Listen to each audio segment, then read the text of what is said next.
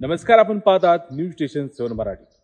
सह्याद्री व्याघ्र प्रकल्पामध्ये नव्यानं नियुक्त झालेल्या अधिकाऱ्यांसाठी विशेष मार्गदर्शन सत्राचं आयोजन करण्यात आलं होतं। यामध्ये वाइल्ड हार्ट रेस्क्यू नाइट्स या संस्थेच्या टीमने देखील सहभाग घेतला होता। सह्याद्री व्याघ्र प्रकल्पात नव्याने नियुक्त झालेल्या अधिकाऱ्यांसाठी विशेष मार्गदर्शन सत्र आयोजित करण्यात आले होते। या कार्यक्रमात wild heart rescue knights trust या संस्थेच्या टीमने सहभाग घेतला। यावेळी संस्थेच्या सदस्यांनी वन्यजीव रेस्क्यू करताना आलेले प्रत्यक्ष अनुभव, सुरक्षित पद्धती तसेच मानव वन्यजीव संघर्ष कमी करण्यासाठी समाजातील जागरूकता याबद्दल सविस्तर मार्गदर्शन केले।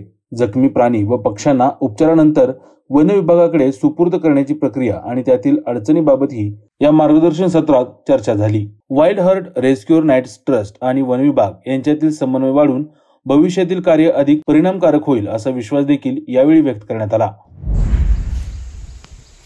लक्षात घ्या, तुम्ही समजा गोनस आहे ह्या लोकेशनला आहे, तिची साईज समजा आपण आता अप्रॉक्स पकडून चालू 3 फुटाची गोनस केवढ्या एरियामध्ये स्ट्राईक करणार, मग ती एक हाफ पर्सेंटेज जी लांबी आहे तेवढी पकडून चाला तुम्ही। अप्रॉक्स 3 फुटाची आहे, कमीत कमी 1 फूट तर स्ट्राईक करून ती पुढे येणार। तिथं जर असेल तर इथपर्यंत येऊ शकते। सेफ डिस्टन्स तुमच्या मनामध्ये काय झाला पाहिजे सगळ्यात पहिला की तुम्ही त्या सापापासून किती लांब पाहिजे, कमीत कमी 1 ते 1.5 फूट मिनिमम। मॅक्सिमम जेवढं तुम्हाला टॉंग जर हातात असेल तर तुम्ही तेवढा डिस्टन्स राहताय। कॅच करताना जर तुमच्याकडे टॉंग आहे,